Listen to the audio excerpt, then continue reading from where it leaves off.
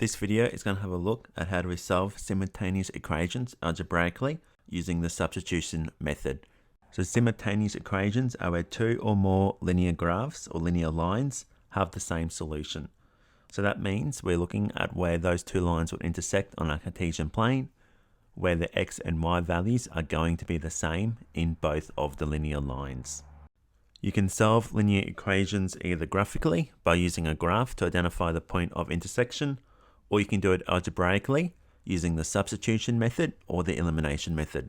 This video is going to have a look at the substitution method to be able to identify that intersection point and identify our x and y values of where the two lines intersect. So let's have a look at the steps involved to be able to use the substitution method. To use the substitution method, I would recommend completing the following steps. The first step is to rearrange the equation if needed. And you would rearrange the equation to make sure that you had a variable as a subject. So that means the equation would be in the form of x equals and then or y equals, or it could be another letter, it could be a equals, but making sure you've got a variable as the subject of that equation. The second step is then to substitute that equation from step 1 that has the variable as the subject into the second equation to form a new equation. The next step is then to solve that new equation formed in step 2, and that will allow you to identify one of the variables. So if we're looking at x and y, you might find an x value by solving that equation. Once you know one of the variables, you can take that variable and substitute it back into one of the original equations, which will enable you to find the second variable. Once you know both variables that you're looking for, then you can write the answer. So let's have a look at how do we apply these steps in an example. So in this example, we want to solve the pair of simultaneous equations using the substitution method. And the equations are 2x plus y is equal to -7 and y is equal to x plus 2. So first we need to make sure that we have an equation that has a variable as a subject. So here we've got an equation that has y equals x plus 2. So that has a variable being y as the subject of the equation. So we don't need to rearrange that equation. So next we take our equation that has a subject of the variable. So y equals x plus 2. And we're going to substitute it into the other equation, which is 2x plus y equals -7. So we're going to substitute our x plus 2 and replace it with our y value in here.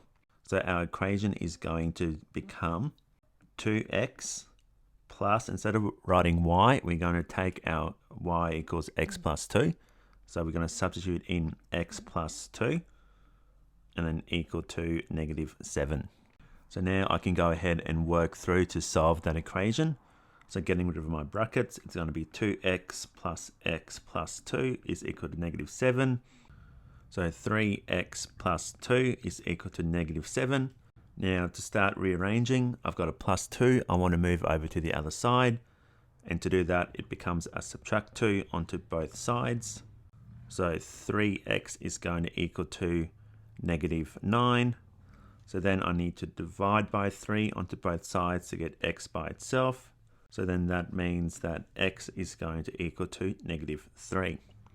So now I know that one of my variables, being x, is equal to -3. I can take that value and substitute it back into one of my original equations. Having a look at my original equations, I'm going to substitute back into the second one, being y equals x plus 2, because that is the simpler equation. I could substitute into either of the original equations and it will get me my same value for y. So substituting into my chosen equation, y equals x plus 2. So y is going to equal to -3 plus 2. So y is equal to -1. So now I've got values for both my x and my y. I can write my final answer. And my final answer is going to be x is equal to -3. Y is equal to -1, so -3 and -1, and that is going to be my intersection point of my two original lines. So that's an example of how we can use a substitution method to be able to solve a set of simultaneous equations.